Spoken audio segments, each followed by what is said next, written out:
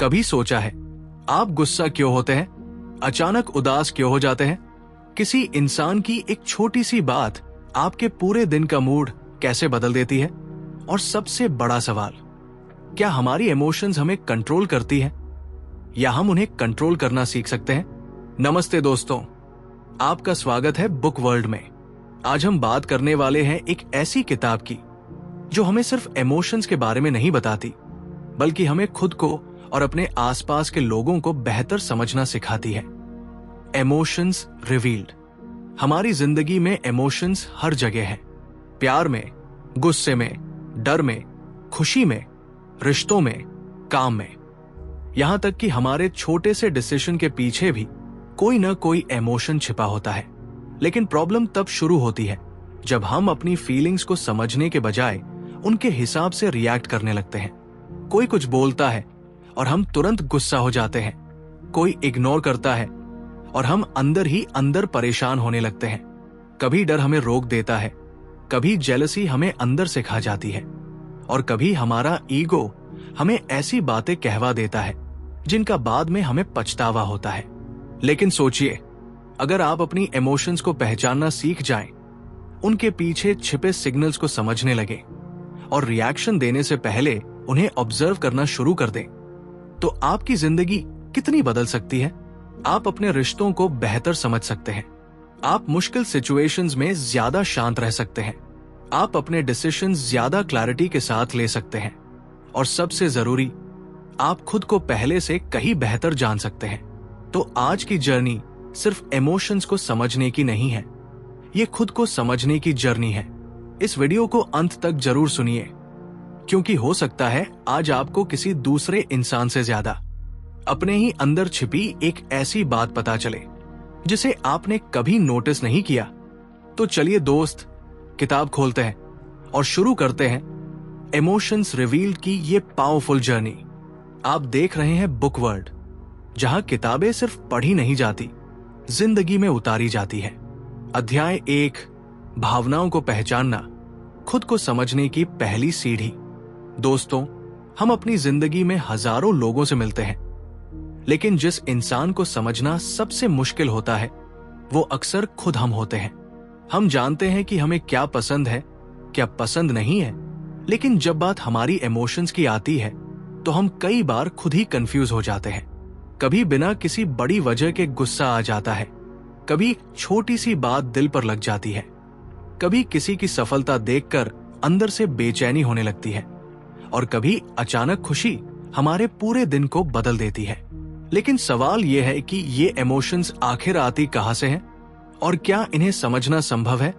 Emotions revealed की सबसे महत्वपूर्ण सीखों में से एक यही है कि इमोशंस हमारे दुश्मन नहीं हैं, वे हमारे अंदर आने वाले सिग्नल्स हैं। डर हमें किसी खतरे के बारे में सावधान कर सकता है, गुस्सा हमें बता सकता है कि हमें किसी सिचुएशन में अन्याय या सीमा का उल्लंघन महसूस हुआ है, दुख हमें किसी लॉस या इमोशनल पेन की तरफ इशारा कर सकता है, खुशी हमें बताती है कि कोई अनुभव हमारे लिए मीनिंगफुल है। यानी इमोशन सिर्फ एक फीलिंग नहीं है, बल्कि हमारे माइंड और बॉडी का एक मैसेज भी हो सकता है। लेकिन समस्या इमोशन में नहीं, बल्कि हमारे रिएक्शन में होती है। मान लो किसी ने आपको ऐसी बात कह दी जो आपको बिल्कुल पसंद नहीं आई। पहला मोमेंट आता है गुस्सा, शरीर में टेंशन बढ़ती है, आवाज बदलने लगती है और मन करता है कि तुरंत जवाब दे दे। अब आपके पास दो रास्ते हैं। पहला, बिना सोचे रिएक्ट करना। दूसरा, एक पल रुकना और खुद से पूछना, मुझे इतना गुस्सा क्यों आया? यही छोटा सा पॉज आपकी पूरी सिचुएशन बदल सकता है। दोस्त, इमोशनल इंटेलिजेंस की शुरुआत इसी पॉज से होती है। आपको अपनी इमोशन को दबाना नहीं है, आपको उसे पहचानना है, खुद से पूछना है, मैं अभी क्या महसूस कर रहा हूं? इसका कारण क्या है? क्या मेरी इंटरप्रिटेशन सही है? और मुझे इस सिचुएशन में किस तरह रिस्पॉन्ड करना चाहिए? हम अक्सर सोचते हैं कि स्ट्रॉन्ग इंसान वो है जो कभी डरता नहीं, कभी दुखी नहीं होता और कभी इमोशनल नहीं होता। लेकिन असली स्ट्रेंथ इमोशंस को खत्म करने में नहीं है। असली स्ट्रेंथ है इमोशंस को महसूस करते हुए भी अपने एक्शंस को समझदारी से चुन पाना। अपनी इमोशंस को ऑब्जर्व करने की आदत डालो। जब गुस्सा आए तुरंत मैसेज मत भेजो। जब बहुत ज्यादा एक्साइटमेंट हो तुरंत बड़ा डिसीजन मत लो। जब दुख हो खुद को कमजोर मत समझो, बस उस फीलिंग को नोटिस करो। धीरे धीरे आपको अपने इमोशनल पैटर्न्स दिखाई देने लगेंगे। आपको पता चलने लगेगा कि किन सिचुएशंस में आप ज्यादा सेंसिटिव होते हैं, कौन सी बातें आपको ट्रिगर करती हैं और किन परिस्थितियों में आपका माइंड सबसे ज्यादा शांत रहता है। ये सेल्फ अवेयरनेस आपकी पर्सनैलिटी को बदलने की शुरुआत बन सकती है। अध्याय 2, भावनाओं को समझना, रिएक्शन नहीं, रिस्पॉन्स चुनना। दोस्तों, जिंदगी में ऐसी सिचुएशंस हर दिन आती है जहां कोई न कोई हमारी इमोशंस को ट्रिगर कर देता है। किसी का रूड बिहेवियर, किसी की क्रिटिसिज्म, किसी का इग्नोर करना, किसी का झूठ बोलना या कभी कभी सिर्फ हमारी अपनी एक्सपेक्टेशंस पूरी न होना। ऐसे मोमेंट्स में हमारा पहला इंस्टिंक्ट होता है रिएक्ट करना। लेकिन रिएक्शन और रिस्पॉन्स में बहुत बड़ा डिफरेंस है। रिएक्शन ऑटोमेटिक होता है। किसी ने कुछ कहा और आपने तुरंत जवाब दे दिया। किसी ने आपको गुस्सा दिलाया और आपने आवाज ऊंची कर दी। किसी ने आपको हर्ट किया और आपने भी उसे हर्ट करने की कोशिश की। उस मोमेंट में ऐसा लगता है कि हम सिचुएशन को कंट्रोल कर रहे हैं, लेकिन असल में हम अपनी इमोशन के कंट्रोल में होते हैं। रिस्पॉन्स अलग होता है। रिस्पॉन्स में एक छोटा सा गैप होता है। आप इमोशन को महसूस करते हैं लेकिन तुरंत एक्शन नहीं लेते। आप सोचते हैं कि इस सिचुएशन में सबसे सही कदम क्या होगा। यही छोटा गैप आपकी इमोशनल स्ट्रेंथ बन सकता है। मान लीजिए कोई व्यक्ति आपके सामने आपकी इंसल्ट कर देता है। आपका ईगो तुरंत कहेगा इसे जवाब दो। लेकिन अगर आप एक पल रुकते हैं, सांस लेते हैं और सिचुएशन को देखते हैं तो आपको कई ऑप्शंस दिखाई देने लगते हैं। आप कामली जवाब दे सकते हैं, कॉन्वर्सेशन खत्म कर सकते हैं, या शायद ये समझ सकते हैं कि सामने वाला खुद किसी फ्रस्ट्रेशन से गुजर रहा है। हर सिचुएशन में जवाब देना जरूरी नहीं होता। यही इमोशनल मैच्योरिटी है। लेकिन इसका मतलब ये नहीं कि आपको हर चीज सहते रहना है। अपनी बाउंड्रीज रखना भी जरूरी है। फर्क सिर्फ इतना है कि आपका एक्शन गुस्से के कंट्रोल में नहीं बल्कि आपकी समझ के कंट्रोल में होना चाहिए। दोस्त, इमोशंस हमारे डिसीजंस को बहुत प्रभावित कर सकती है। जब हम बहुत एंग्री होते हैं तो छोटी समस्या बहुत बड़ी दिखाई देती है। जब हम बहुत डरते हैं तो अपॉर्चुनिटी भी खतरे जैसी लग सकती है। जब हम बहुत एक्साइटेड होते हैं तो हम रिस्क्स को इग्नोर कर सकते हैं। इसलिए बड़े डिसीजंस लेते समय अपने इमोशनल स्टेट को पहचानना बेहद जरूरी है।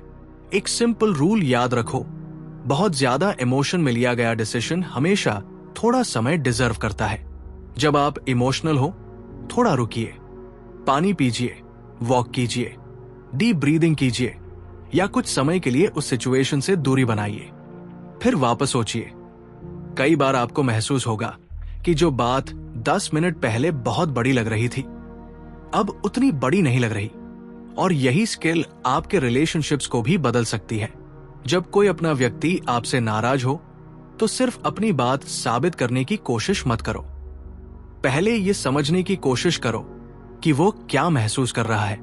हर डिसएग्रीमेंट में विनर बनने की जरूरत नहीं होती। कभी कभी रिलेशनशिप को बचाना आर्ग्यूमेंट जीतने से ज्यादा इंपॉर्टेंट होता है। इसी तरह जब कोई आपकी क्रिटिसिज्म करे तो तुरंत डिफेंसिव मत हो जाओ। खुद से पूछो, क्या इसमें मेरे लिए कोई यूजफुल बात है? अगर है तो सीख लो, अगर नहीं है तो उसे जाने दो। हर ओपिनियन को अपने ऊपर लेने की जरूरत नहीं है। दोस्त, इमोशनल इंटेलिजेंस का मतलब परफेक्ट बनना नहीं है। इसका मतलब है कि आप अपनी इमोशंस को रिकॉग्नाइज करें, उनके सिग्नल्स को समझें और फिर कॉन्शियसली डिसाइड करें कि आपको कैसे एक्ट करना है। आज से एक छोटा एक्सपेरिमेंट करो। जब भी कोई सिचुएशन आपको इमोशनली ट्रिगर करे, तुरंत जवाब देने से पहले 10 सेकंड का पॉज लो। उन 10 सेकंड्स में खुद से पूछो, मैं क्या महसूस कर रहा हूं? और अगर मैं शांत होकर जवाब दूं, तो मेरा बेस्ट रिस्पॉन्स क्या होगा? अध्याय 3, डर को समझो। फियर आपका दुश्मन नहीं, एक सिग्नल है। दोस्तों, डर ऐसी फीलिंग है जिससे हम सभी कभी न कभी गुजरते हैं।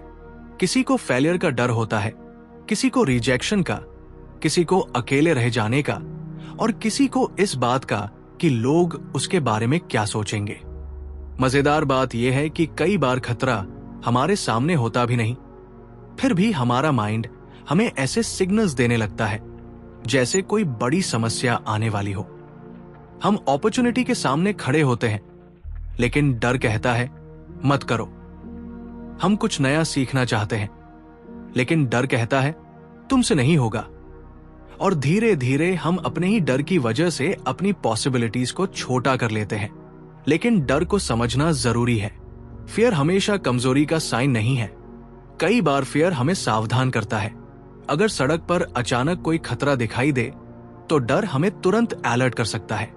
यानी फियर का एक प्रोटेक्टिव पर्पस भी है। समस्या तब शुरू होती है जब हम हर अनसर्टेनिटी को डेंजर समझने लगते हैं। नई चीज, नया इंसान, नया काम या नया चैलेंज देखकर हमारा mind automatically worst case scenario imagine करने लगता है। यही हमें रुककर पूछना चाहिए, क्या मैं वास्तव में खतरे में हूं या सिर्फ अपने दिमाग की कहानी से डर रहा हूं? दोस्त, डर को खत्म करने की कोशिश मत करो, उसे समझने की कोशिश करो। जब आपको डर लगे तो खुद से पूछो कि आखिर डर किस चीज का है। क्या आपको फेलियर का डर है? अगर फेल हो गए तो क्या होगा? क्या आप सीख नहीं सकते? क्या दोबारा कोशिश नहीं कर सकते? क्या आपकी पूरी जिंदगी वही खत्म हो जाएगी? ज्यादातर मामलों में आंसर होता है नहीं। फेलियर पेनफुल हो सकता है, लेकिन वो हमेशा फाइनल नहीं होता। कई बार हमारा डर दूसरों की ओपिनियन से जुड़ा होता है। हम सोचते हैं कि अगर हमने कुछ अलग किया और लोग हंसने लगे तो, अगर हमें सफलता नहीं मिली तो लोग क्या कहेंगे? लेकिन दोस्त, लोग कुछ समय बात करेंगे और फिर अपनी जिंदगी में बिजी हो जाएंगे। आपकी जिंदगी आपको जीनी है। अगर हर डिसीजन दूसरों की ओपिनियन के आधार पर लोगे तो धीरे धीरे आपकी अपनी आवाज दब जाएगी। इसलिए डर के बावजूद एक्शन लेना सीखो। करेज का मतलब डर का न होना नहीं है। करेज का मतलब है डर मौजूद होने के बावजूद सही कदम उठाना। जब आप पहली बार जिम जाते हो, पहली बार स्टेज पर बोलते हो, पहली बार कोई नया स्किल सीखते हो या पहली बार अपने ड्रीम के लिए कोशिश करते हो तो नर्वस होना नॉर्मल है। लेकिन हर बार जब आप डर के बावजूद आगे बढ़ते हो, आपका कॉन्फिडेंस थोड़ा और मजबूत होता है। एक छोटी सी बात याद रखो, कॉन्फिडेंस एक्शन के बाद आता है, एक्शन कॉन्फिडेंस के बाद नहीं। हम अक्सर सोचते हैं कि पहले कॉन्फिडेंस आएगा और फिर हम काम शुरू करेंगे, लेकिन असल में शुरुआत करने के बाद कॉन्फिडेंस बिल्ड होता है। पहला कदम छोटा हो सकता है, लेकिन वही सबसे इंपॉर्टेंट होता है।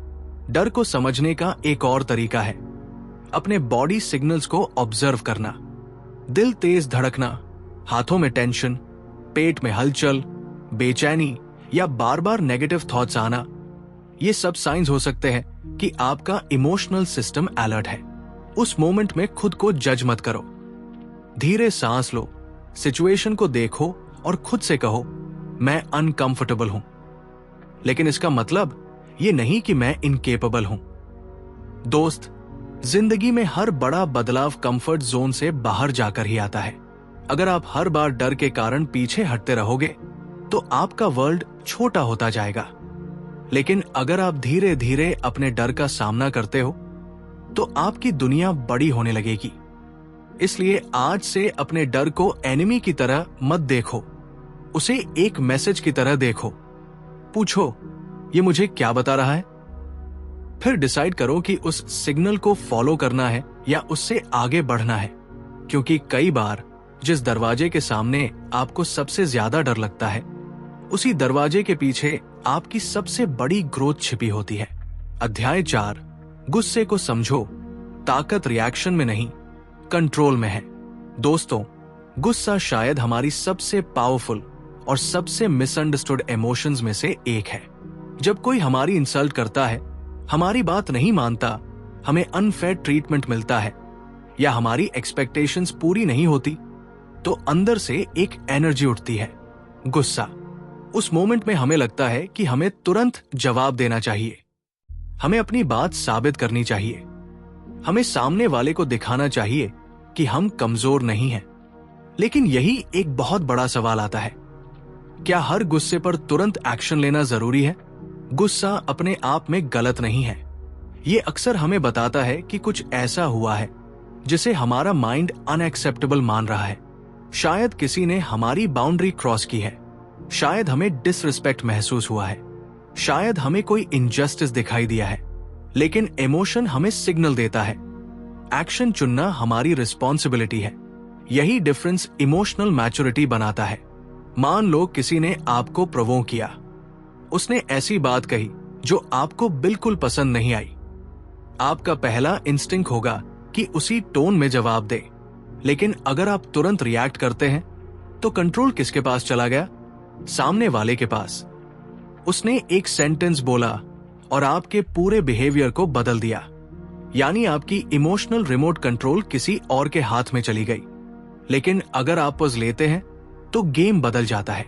एक डीप ब्रेथ लो, कुछ सेकंड्स चुप रहो, अपनी आवाज को कंट्रोल करो और फिर सोचो, मैं क्या अचीव करना चाहता हूं? अगर आपका गोल सिचुएशन को सॉल्व करना है तो एग्रेशन शायद मदद नहीं करेगा। अगर आपकी बाउंड्री क्रॉस हुई है तो कामली और फर्मली उसे कम्युनिकेट करना ज्यादा पावरफुल हो सकता है। दोस्त, काम होना वीकनेस नहीं है। कई बार सबसे पावरफुल इंसान वही होता है जो गुस्से में भी अपनी भाषा और बिहेवियर पर कंट्रोल रखता है।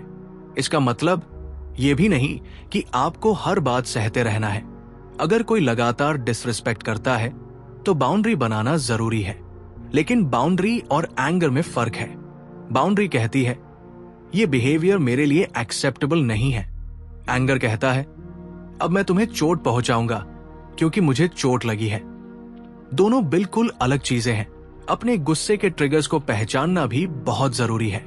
कुछ लोगों को क्रिटिसिज्म से गुस्सा आता है, कुछ को इग्नोर किए जाने से, कुछ को डिसरिस्पेक्ट से। कुछ लोगों को तब गुस्सा आता है जब चीजें उनके कंट्रोल में नहीं रहती। जब आपको अपने ट्रिगर्स पता चल जाते हैं तो आप पहले से तैयार रह सकते हैं। और एक बहुत इंपॉर्टेंट बात, हर बार गुस्से का कारण वही नहीं होता जो सामने दिखाई देता है। कभी कभी हम थके हुए होते हैं, स्ट्रेस्ड होते हैं, या पहले से किसी दूसरी समस्या से परेशान होते हैं। फिर एक छोटी सी बात भी बहुत बड़ी लगने लगती है। इसलिए इमोशनल स्टेट को कॉन्टेक्स्ट के साथ समझना जरूरी है। जब गुस्सा बहुत ज्यादा हो तो तुरंत बड़ा डिसीजन लेने से बचो। थोड़ी दूरी बनाओ, वॉक करो, पानी पियो, कुछ देर शांत रहो, अपने थॉट्स लिखो, फिर वापस सिचुएशन को देखो। आपको शायद वही समस्या अब अलग नजर आएगी।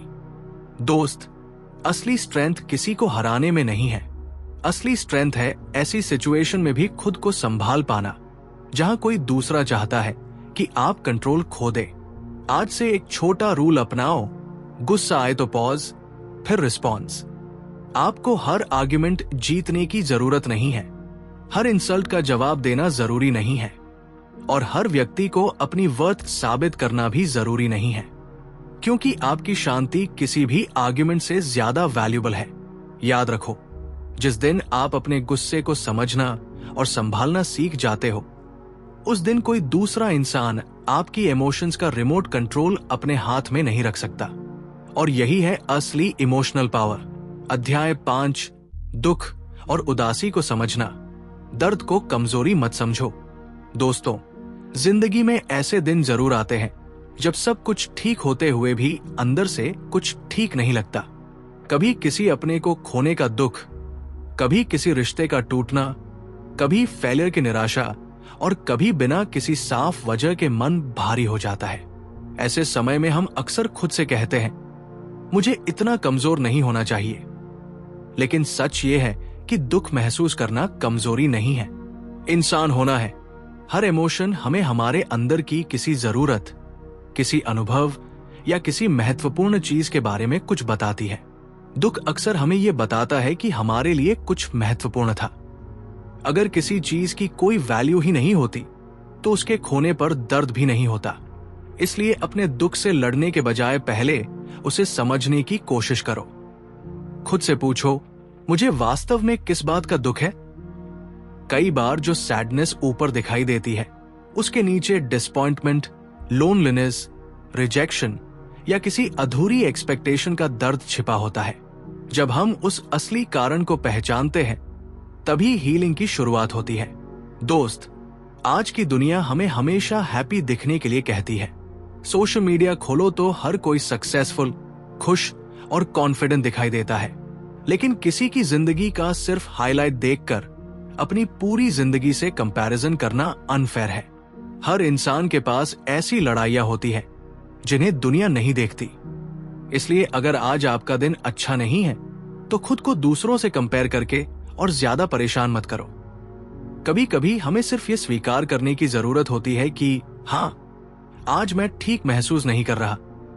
ये एक्सेप्टेंस कमजोरी नहीं है, ये सेल्फ अवेयरनेस है। इमोशन को दबाने से वो हमेशा खत्म नहीं होती। कई बार वो अंदर जमा होती रहती है और बाद में किसी दूसरे रूप में बाहर आती है। इसलिए अपने फीलिंग्स को जगह दो। किसी भरोसेमंद इंसान से बात करो, अपने थॉट्स लिखो, थोड़ा बाहर वॉक करो या कुछ समय खुद के साथ बिताओ। लेकिन दुख को अपनी परमानेंट आइडेंटिटी मत बनने देना। ये कहना कि मैं दुखी हूं और ये मान लेना कि मैं हमेशा ऐसा ही रहूंगा, इन दोनों में बहुत फर्क है। इमोशन टेम्पररी हो सकती है, लेकिन अगर हम उसे अपनी आइडेंटिटी बना ले तो हम उससे बाहर निकलने की कोशिश भी छोड़ सकते हैं। दोस्त, हीलिंग हमेशा स्ट्रेट लाइन में नहीं चलती। कभी आपको लगेगा कि आप आगे बढ़ रहे हो, फिर अचानक कोई पुरानी याद आपको वापस उसी जगह ले आएगी। इससे यह साबित नहीं होता कि आपकी सारी प्रोग्रेस खत्म हो गई। इसका मतलब सिर्फ इतना है कि इंसान का मन समय लेता है। खुद को वो समय दो। एक और पावरफुल बात याद रखो, दर्द को मीनिंग में बदला जा सकता है। जिस एक्सपीरियंस ने आपको तोड़ा, वही एक्सपीरियंस आपको ज्यादा समझदार, ज्यादा एम्पैथेटिक और ज्यादा मजबूत बना सकता है। इसका मतलब ये नहीं कि आपको दर्द के लिए थैंकफुल होना जरूरी है, बल्कि इसका मतलब है कि आप अपने अनुभव से कुछ सीखने का फैसला कर सकते हो। अगर किसी फेलियर ने आपको हर्ट किया है, तो उससे लेसन निकालो। अगर किसी रिलेशनशिप ने आपको दुख दिया है, तो अपनी बाउंड्रीज और एक्सपेक्टेशंस को समझो। अगर किसी रिजेक्शन ने आपको तोड़ा है, तो याद रखो कि एक व्यक्ति का ना आपकी पूरी वर्थ का फैसला नहीं करता। दोस्त, खुद से वैसे ही बात करो जैसे आप अपने सबसे अच्छे दोस्त से करते। अगर आपका दोस्त मुश्किल समय से गुजर रहा होता, तो क्या आप उससे कहते तू बेकार है? नहीं, आप उसे समझाते, सपोर्ट करते और कहते कि समय बदलेगा। तो खुद के साथ भी वही काइंडनेस रखो। दुख को महसूस करो, उससे सीखो, लेकिन उसमें हमेशा के लिए मत रहो। धीरे धीरे रूटीन में वापस आओ। छोटी चीजों पर फोकस करो। एक दिन में पूरी जिंदगी ठीक करने की जरूरत नहीं है। आज सिर्फ आज को संभालो, क्योंकि कई बार जिंदगी बदलने के लिए कोई बड़ा मिरेकल नहीं चाहिए होता। बस एक छोटा डिसीजन चाहिए। मैं टूट सकता हूं, लेकिन यही रुकूंगा नहीं। अध्याय 6, खुशी और आश्चर्य को समझना, छोटी चीजों में जिंदगी महसूस करना। दोस्तों, हम अक्सर हैप्पीनेस को किसी बड़े अचीवमेंट से जोड़ देते हैं। हमें लगता है कि जब पैसा ज्यादा होगा, जब ड्रीम जॉब मिलेगी, जब बॉडी परफेक्ट होगी, जब कोई बड़ा गोल अचीव होगा, तभी हम ट्रूली खुश होंगे। लेकिन जिंदगी का एक खूबसूरत सच ये है कि खुशी सिर्फ बड़ी जीत में नहीं होती, वो छोटी छोटी मोमेंट्स में भी छिपी होती है। किसी अपने की हंसी में, सुबह की फ्रेश हवा में, किसी अच्छे सॉन्ग में, लंबे समय बाद मिले दोस्त में, या उस मोमेंट में जब आपको महसूस होता है कि आपने खुद को कल से थोड़ा बेहतर बनाया है। इमोशंस को समझने का एक इंपॉर्टेंट हिस्सा ये भी है कि हम पॉजिटिव इमोशंस को पहचानना सीखें।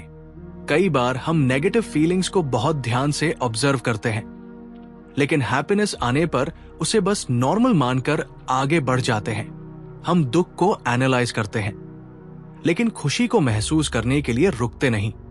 इसलिए जिंदगी की अच्छी मोमेंट्स हमारे सामने से निकल जाती है। दोस्त, हैप्पीनेस को पोस्टपोन मत करो। ये मत सोचो कि जब सब कुछ परफेक्ट होगा तब मैं खुश रहूंगा। जिंदगी कभी कंप्लीटली परफेक्ट नहीं होगी। एक प्रॉब्लम खत्म होगी तो दूसरी आ सकती है। इसलिए खुशी को फ्यूचर की किसी तारीख पर मत रखो, आज में भी उसे खोजो। लेकिन इसका मतलब ये नहीं कि हर समय पॉजिटिव रहने का प्रेशर लो। फेक पॉजिटिविटी भी एक ट्रैप हो सकती है। अगर आप दुखी हैं तो दुखी होने की अनुमति खुद को दो। अगर खुश है तो बिना गिल्ट के उस खुशी को महसूस करो। इमोशनल बैलेंस का मतलब हर समय हैप्पी रहना नहीं है। इसका मतलब है कि जो इमोशन मौजूद है उसे पहचानना और उसे हेल्दी तरीके से एक्सपीरियंस करना। अब बात करते हैं सरप्राइज की। कभी कोई अनएक्सपेक्टेड अच्छी खबर मिलती है, कोई अचानक गिफ्ट देता है या कोई ऐसी चीज सामने आती है जिसकी आपने उम्मीद नहीं की थी। उस मोमेंट में हमारे माइंड को एक छोटा सा शॉक मिलता है और फिर हम सिचुएशन को समझने लगते हैं। ये हमें याद दिलाता है कि जिंदगी पूरी तरह प्रेडिक्टेबल नहीं है और शायद यही जिंदगी की खूबसूरती है। अगर हमें हर चीज पहले से पता होती तो एक्साइटमेंट कहां से आती। सरप्राइज हमें प्रेजेंट मोमेंट में खींच लाता है। इसलिए हमेशा हर चीज कंट्रोल करने की कोशिश मत करो। कुछ चीजों को नेचुरली अनफोल्ड होने दो। दोस्त, खुशी का एक बड़ा सोर्स ग्रैटिट्यूड भी है। इसका मतलब ये नहीं कि आपको अपनी प्रॉब्लम्स इग्नोर करनी है। इसका मतलब है कि प्रॉब्लम्स के बीच भी जो अच्छा है उसे नोटिस करना।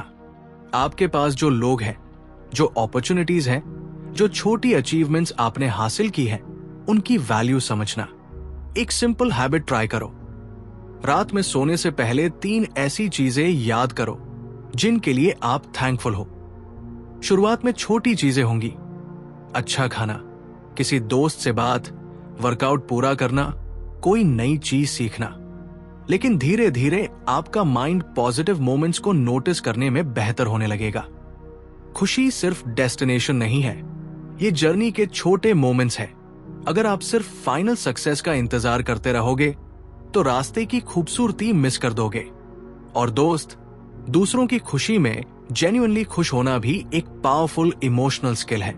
किसी दोस्त की सफलता देखकर जेलसी के बजाय इंस्पिरेशन लेने की कोशिश करो। खुद से पूछो, उसने ऐसा क्या किया जिससे मैं भी कुछ सीख सकता हूं। जब आप दूसरों की सक्सेस को थ्रेट की जगह लर्निंग अपॉर्चुनिटी मानते हो तो आपका माइंडसेट बड़ा होने लगता है। याद रखो, जिंदगी में हर दिन एक्स्ट्राऑर्डिनरी नहीं होगा, लेकिन ऑर्डिनरी दिनों में एक्स्ट्राऑर्डिनरी मोमेंट्स जरूर मिल सकते हैं अगर आप उन्हें नोटिस करने के लिए प्रेजेंट हो। इसलिए थोड़ा स्लो डाउन करो, अपने आसपास देखो, लोगों को ध्यान से सुनो, छोटी जीत सेलिब्रेट करो, हंसो, सीखो, प्यार करो। और जब जिंदगी आपको कोई अनएक्सपेक्टेड अच्छा मोमेंट दे तो उसे तुरंत अगली चीज के पीछे भागकर खो मत देना, क्योंकि अंत में जिंदगी सिर्फ उन बड़े अचीवमेंट्स का नाम नहीं है जिन्हें हम याद करते हैं। जिंदगी उन छोटे मोमेंट्स का कलेक्शन है जिन्हें हमने सच में महसूस किया था। खुशी को खोजने के लिए हमेशा दूर जाने की जरूरत नहीं होती। कई बार वो वही होती है, बस हमें रुककर उसे महसूस करना होता है। अध्याय 7, घृणा, तिरस्कार और कॉन्टेम्प्ट को समझना। हर इंसान को दुश्मन मत बनाओ। दोस्तों, हमारी जिंदगी में ऐसे लोग जरूर आते हैं जिन्हें देखकर हमें इरिटेशन होने लगता है। उनकी बातें पसंद नहीं आती, उनका एटीट्यूड अच्छा नहीं लगता और कभी कभी हमें लगता है कि हम उनसे बेहतर हैं। धीरे धीरे यही फीलिंग डिसलाइक से आगे बढ़कर कॉन्टेम्प्ट यानी तिरस्कार में बदल सकती है। हम सामने वाले को कम समझने लगते हैं, उसकी गलतियों पर उसे जज करने लगते हैं और कभी कभी उसकी पूरी पर्सनैलिटी को सिर्फ कुछ एक्शंस के आधार पर डिफाइन कर देते हैं। लेकिन यही हमें रुककर खुद से एक सवाल पूछना चाहिए, क्या हम सच में उस इंसान को पूरी तरह जानते हैं? दोस्त, किसी इंसान के एक बिहेवियर को देखकर उसके पूरे कैरेक्टर का फैसला कर देना बहुत आसान है। मुश्किल है उसके पर्सपेक्टिव को समझना। इसका मतलब ये नहीं कि आपको गलत बिहेवियर को एक्सेप्ट करना है। अगर कोई आपको डिसरिस्पेक्ट करता है, मैनिपुलेट करता है या लगातार आपकी बाउंड्रीज तोड़ता है तो डिस्टेंस बनाना बिल्कुल सही है। लेकिन किसी को इंसान के रूप में वर्थलेस समझना अलग बात है। इमोशनल इंटेलिजेंस हमें यही डिफरेंस समझना सिखाती है। कई बार हमारा कॉन्टेम्प्ट हमारे अपने ईगो से भी पैदा होता है। हम सोचते हैं कि मैं ऐसा कभी नहीं कर सकता, इसलिए जब कोई दूसरा गलती करता है तो हम उसे नीचे समझने लगते हैं। लेकिन दोस्त, हर इंसान की परिस्थितियां अलग होती है। हो सकता है किसी ने ऐसा डिसीजन उस समय लिया हो जब उसके पास पूरी इंफॉर्मेशन ही नहीं थी। हो सकता है वो किसी ऐसी स्ट्रगल से गुजर रहा हो जिसके बारे में हमें कुछ पता नहीं।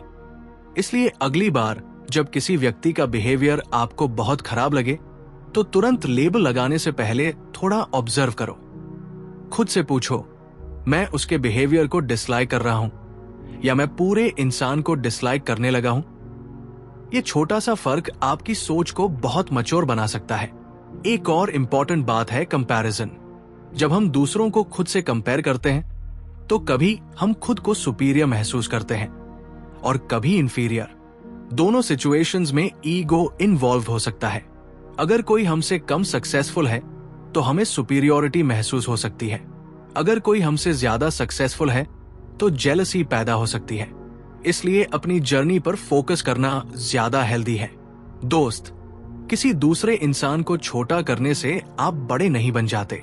आपकी रियल वैल्यू तब बढ़ती है जब आप बिना किसी को नीचे गिराए खुद को ऊपर उठाते हो। और अगर कोई व्यक्ति आपको पसंद नहीं करता तो हर बार उसे कन्विंस करना जरूरी नहीं है। हर इंसान आपको पसंद करे, ये पॉसिबल ही नहीं है। अपनी एनर्जी उन लोगों पर खर्च करो जो आपको रिस्पेक्ट करते हैं और जिनके साथ हेल्दी रिलेशनशिप बन सकता है। एक पावरफुल हैबिट है पॉज बिफोर जजिंग। जब आपका माइंड किसी व्यक्ति के बारे में तुरंत नेगेटिव कंक्लूजन बनाए तो खुद से पूछिए, क्या मेरे पास पूरी जानकारी है? शायद आंसर होगा नहीं। ये सवाल आपको जजमेंट से अंडरस्टैंडिंग की तरफ ले जा सकता है, लेकिन अंडरस्टैंडिंग का मतलब वीकनेस नहीं है। आप किसी के बिहेवियर को समझ सकते हो और फिर भी उससे डिस्टेंस रख सकते हो। आप किसी की सिचुएशन को समझ सकते हो और फिर भी अपनी बाउंड्री मेंटेन कर सकते हो। यही इमोशनल मैच्योरिटी है। दोस्त, दुनिया में आपको हर तरह के लोग मिलेंगे। कुछ इंस्पायर करेंगे, कुछ डिसपॉइंट करेंगे, कुछ आपको लेसन्स देंगे और कुछ आपको ये सिखाएंगे कि आपको किस तरह का इंसान नहीं बनना है। हर एनकाउंटर को लेसन की तरह देखो। अपने अंदर ह्यूमिलिटी रखो। ये मत सोचो कि मैं सबसे बेहतर हूं, बल्कि सोचो मैं अभी भी सीख रहा हूं। ये माइंडसेट आपको लगातार ग्रो करने देगा। याद रखो, किसी इंसान की कमजोरी देखकर उसका मजाक उड़ाना आसान है, लेकिन उसे इंसान की तरह समझना मैच्योरिटी है। और जब आप दूसरों को समझना सीखते हो तो धीरे धीरे आप खुद को भी बेहतर समझने लगते हो। इसलिए दोस्तों, डिसलाइक को हेट्रेड मत बनने दो, डिसएग्रीमेंट को पर्सनल वॉर मत बनाओ और किसी की एक गलती को उसकी पूरी आइडेंटिटी मत बना दो। आपकी इमोशनल पावर तब बढ़ती है जब आप दूसरों को कंट्रोल करने के बजाय अपनी जजमेंट, ईगो और रिएक्शंस को कंट्रोल करना सीखते हो।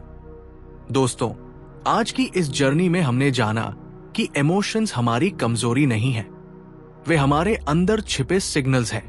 डर हमें सावधान कर सकता है, गुस्सा हमें हमारी बाउंड्रीज दिखा सकता है, दुख हमें बता सकता है कि हमारे लिए क्या इंपॉर्टेंट है, और खुशी हमें याद दिलाती है कि जिंदगी सिर्फ प्रॉब्लम्स का नाम नहीं है।